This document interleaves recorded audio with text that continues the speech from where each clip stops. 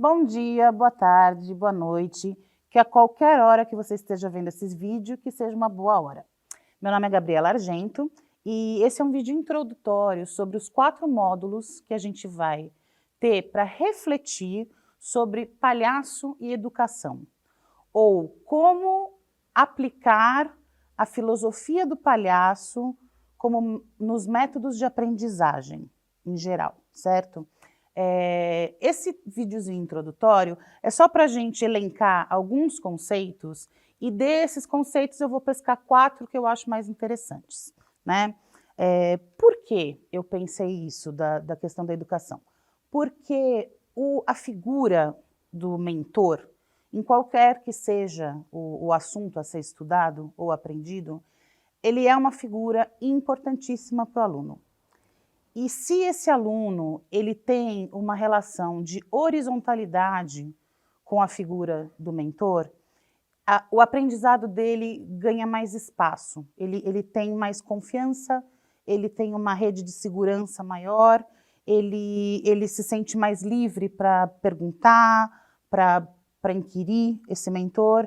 Então, e porque também os professores, os educadores, essa figura, né, que educa o mentor, ele tende a se colocar sem querer e sem saber num lugar onde ele se cobra demais, a questão do acerto, a questão da responsabilidade em cima do outro, a questão de como ele vai fazer o aluno chegar ao resultado correto, não é? E às vezes ele esquece que tem outras coisas a serem ensinadas e descobertas numa sala de aula, entre o aluno e o professor, que a relação do aluno e do professor, ela é maior do que só o conteúdo ensinado em sala, né? Então, a filosofia do palhaço, por que eu chamo de filosofia do palhaço? A filosofia significa amor ao conhecimento. Então, eu tenho um amor profundo ao conhecimento sobre o palhaço, porque eu acho que essa filosofia, a base da aprendizagem do palhaço, ela serve a gente para tudo na vida. Quem passa por um processo de palhaço fica uma pessoa mais legal, fica uma pessoa melhor. E aí eu percebendo isso nos meus próprios alunos, eu vi que quem era professor se aproveitava demais disso. E aí eu fui indo para aí. O palhaço, bem resumido, tá, gente? Depois eu vou colocar na descrição de algum dos vídeos uma lista de livro para ler, filme para ver, gente para conhecer, umas referências para vocês se interessarem pela figura do palhaço. Mas o palhaço, ele é o arquétipo do humano, porque ele é imperfeito. Quem colocou na nossa cabeça que a gente tem que ser perfeito? Não sei, porque não é a natureza humana. Nós somos imperfeitos. E o palhaço celebra a imperfeição. Ele celebra a questão da individualidade do ser único, né? De cada um é como e celebra a diferença, e respeita a diferença entre um e outro. E por isso que eu acho ele tão atual. E ele trabalha com a liberdade de ser aquilo que se é em essência. Então, você naturalmente fica uma pessoa mais contente, né, com isso. E aí eu vou trazendo umas coisinhas. Assim, o palhaço é a pessoa errada no lugar errado, fazendo a coisa errada e jurando que está certo, né? Ele está feliz, o palhaço é feliz, de qualquer maneira. Para os professores, eu queria colocar 3 conceitinhos. A tradução da palavra professor do japonês é aquele que sabe antes. Não é aquele que sabe mais, é aquele que sabe antes. Logo, você não tem que ter o peso do mundo de carregar a sabedoria universal nas costas. Você só tem acesso a uma informação antes daquele seu aluno. E o seu ofício, a sua função social é repassar essa informação, né? Quero que vocês mantenham isso em mente. Aquele que sabe antes, a imagem do bambu japonês. Quando se planta o bambu japonês, normalmente as famílias que plantavam bambu antigamente, elas ficavam sentadas olhando o nada, porque o bambu demora 5 anos para aparecer para fora da terra, depois de que ele é plantado. Então, o que acontece? Aquela família, ela não tem nada a fazer depois que ela planta a semente. Ela só tem que acreditar. Ela tem que acreditar que aquele bambu vai nascer, que uma hora ele vai nascer. E ele nasce, porque ele leva 5 anos fazendo uma trama tão profunda e tão perfeita, para que quando aquelas hastes frágeis saiam da terra, elas não dobrem com o vento, elas não caiam à toa, porque elas têm uma base boa. Então, também é uma boa imagem para o professor, né? A paciência de se cultivar a semente do bambu japonês, que é aquela criança que você vê crescer. E a imagem da marcha dos mais lentos, que é quando um exército não respeita a velocidade do mais lento, ele vai perder a guerra, porque não adianta deixar a gente para trás. Então, o grupo, ele precisa adequar a marcha à velocidade dos mais lentos, o que não significa atrasar os outros, é só adequar a marcha, tá? Esses são os conceitos que eu queria que vocês guardassem. Lembrar que o professor, para a criança, ele é um parceiro. Para o adolescente, ele é uma inspiração. E para o adulto, ele é um semelhante. Então, não esquecer dessa função que você exerce na vida do seu aluno. E a gente vai trabalhar as coisas do palhaço focando em escuta, foco, ludicidade, protagonismo do aluno invisível, que é muito importante, e espontaneidade, engajamento, criatividade, várias coisas. E dica desse vídeo é, quem nunca assistiu, assistam uma minissérie chamada Rita e uma minissérie chamada Merli. É muito legal para quem dá aula. Então, esse é só o inicial e agora a gente vai para os módulos para aprofundar os conceitos. Obrigada! Aula 1. O eu essencial. O palhaço, ele se trabalha de dentro para fora. Ele é como se fosse você pintado com tintas mais fortes. O palhaço é, na verdade, o centro de uma cebola. A cebola é você. A cebola, você nasceu aqui piquititico no meio dessa cebola. Você era perfeito, você sabia tudo. Você andava direitinho, você sentava na coluna, respirava no diafragma, não comia mais do que devia, dormia as horas que devia, olhava o mundo com os olhos de quem quer ver, você fazia tudo certo. Aí o que acontece na nossa vida? A gente vai passando por um processo de desaprendizagem contínuo. As cascas sociais vão se colocando ao nosso redor. Então, começa assim, você tem que ser um bom filho, ok. Você tem que ser um bom irmão, ok. Você tem que ser um bom aluno, ok. Você tem que ser um bom nadador, um bom neto, um bom não sei o quê. Aí você cresce, tem que ser um bom funcionário, um bom marido, um bom amigo, tudo você tem que ser bom. Tudo você tem que. E aí são essas cascas sociais que vão se aglomerando em torno do centro dessa cebola. E aí, tantas são as camadas que uma hora, infelizmente, a gente esquece quem a gente é. A gente esquece o que está morando lá no centro dessa cebola.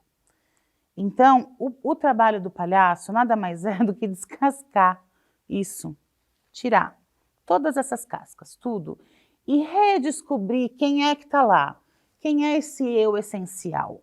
Quem é você antes de ser corrompido pela sociedade, não é?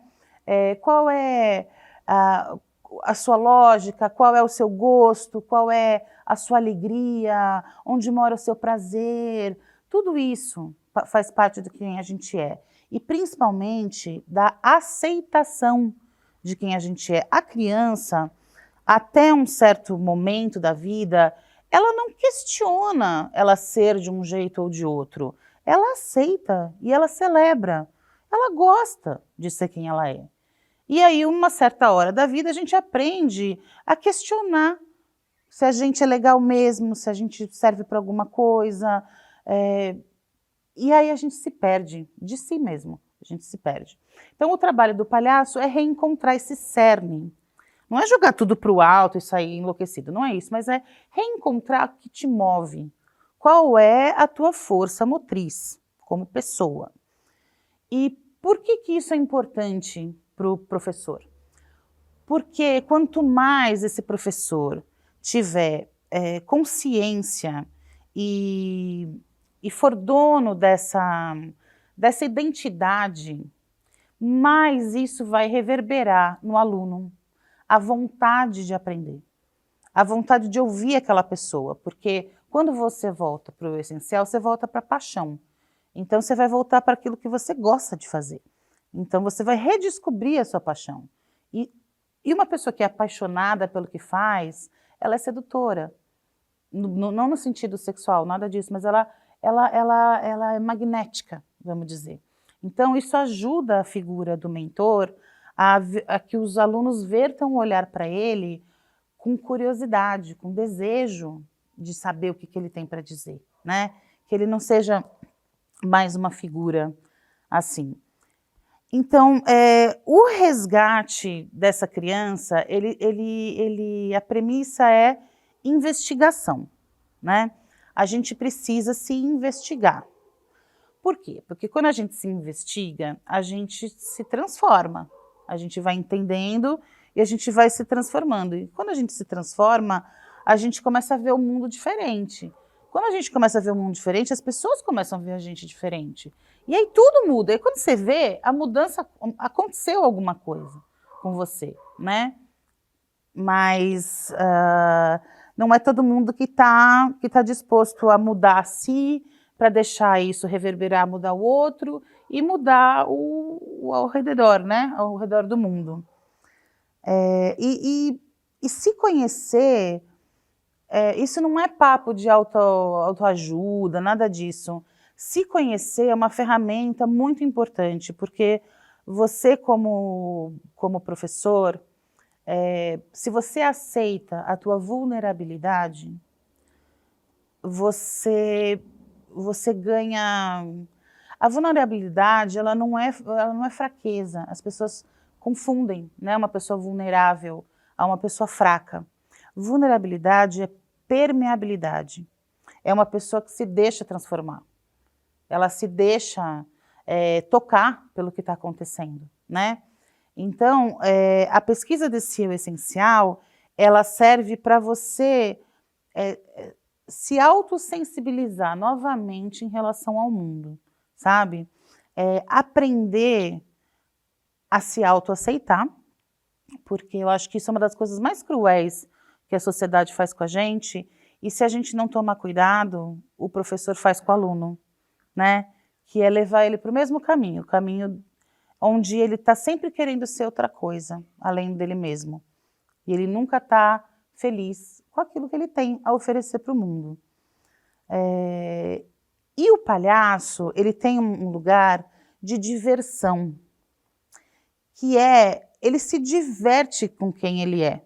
Ele não precisa de nada, ninguém mais para se divertir.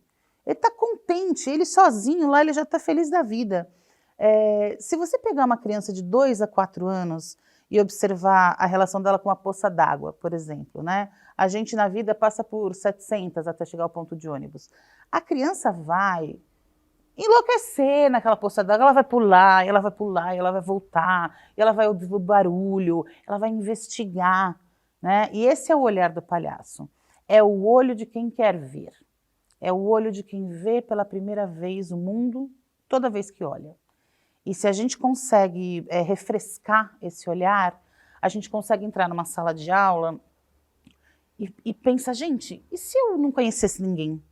Se eu não tivesse nenhuma informação sobre esses meus alunos? E se eu não soubesse que aula que eu vou dar hoje? Como é o conteúdo?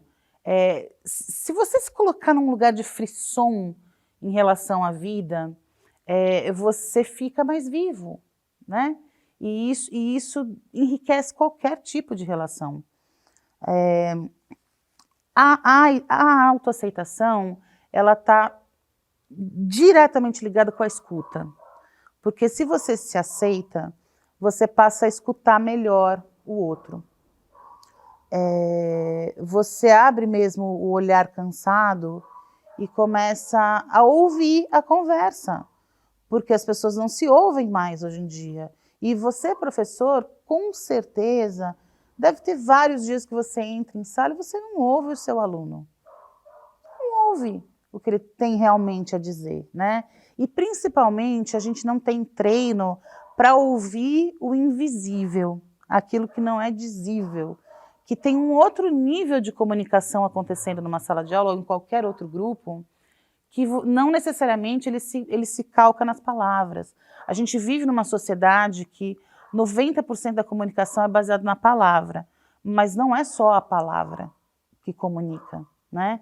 Então, se você, como mentor, consegue se treinar para ouvir esse lugar do seu aluno, que quando ele não diz nada, ele está dizendo muito, e ele quer dizer alguma coisa, não é?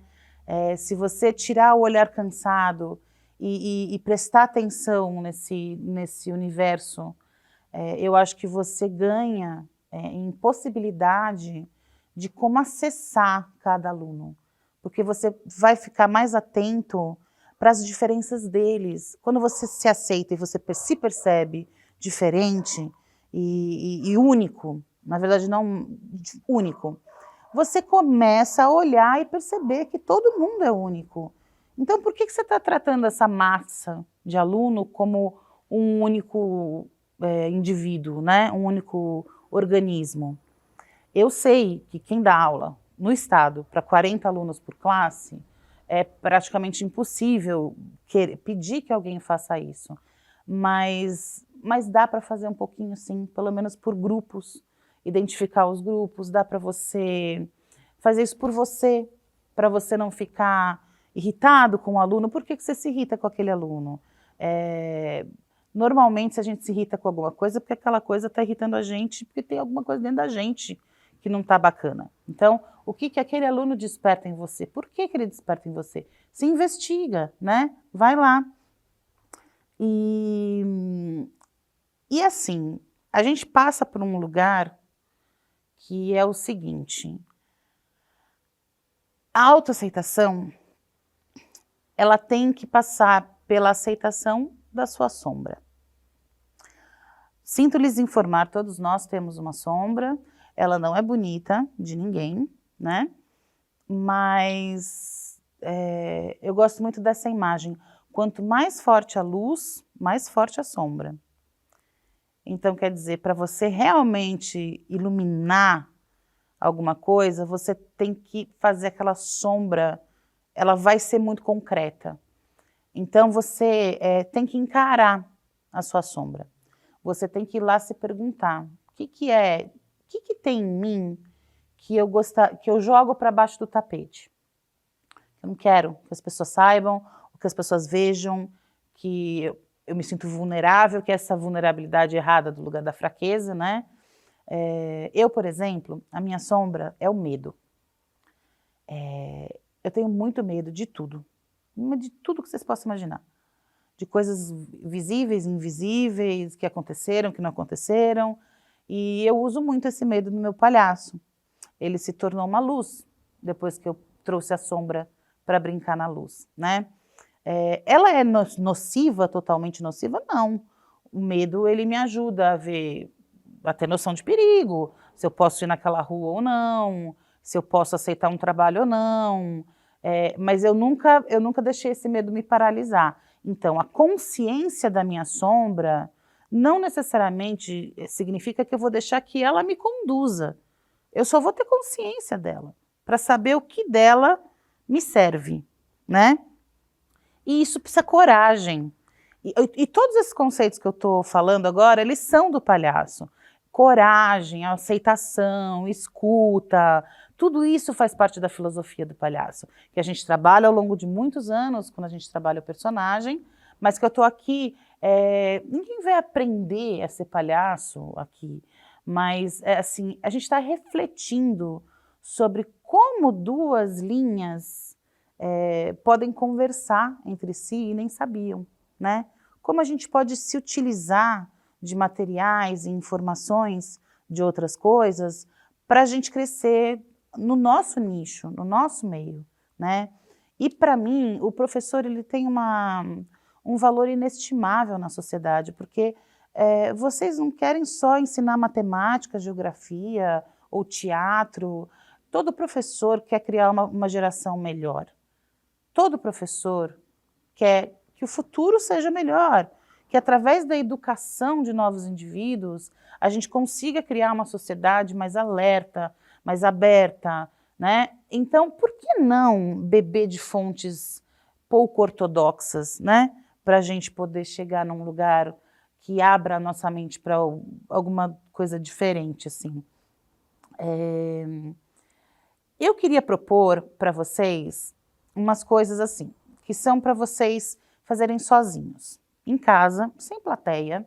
Ninguém vai ver vocês fazerem isso, porque a reflexão ela fica aqui com a gente, mas há que experimentar-se alguma coisa, não é?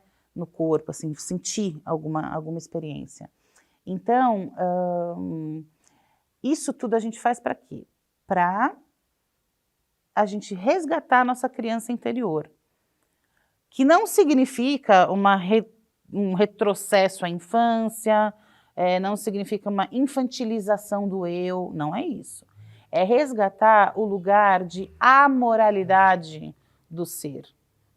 Amoral, ele não é imoral, ele simplesmente não tem noção de moral, porque não importa para ele, né? Então ele não julga, a criança não julga, e essa palavra julgamento, ela rege demais a nossa vida, né? E o educador ele tem que ter muito cuidado para ele não ser o juiz da classe, né?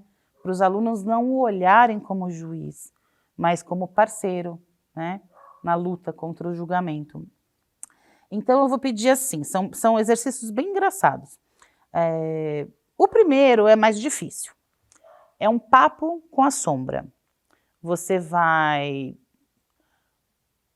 pode fazer no espelho, mas eu não indico, eu acho melhor você fazer assim num quartinho, só você sozinho. Você pode gravar um áudio, você pode gravar um vídeo, você pode só falar, mas falar para a sua sombra, com a sua sombra. E aí, sombra, tudo bem? Tudo bom? Faz tempo, né, que você está aqui comigo? Desde quando mesmo? Nossa, desde que eu nasci? Pois é.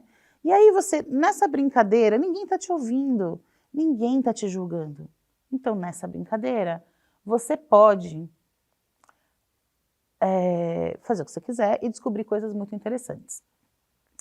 Aí tem um exercício que é o seguinte, eu queria que vocês escrevessem uma carta para o seu eu criança.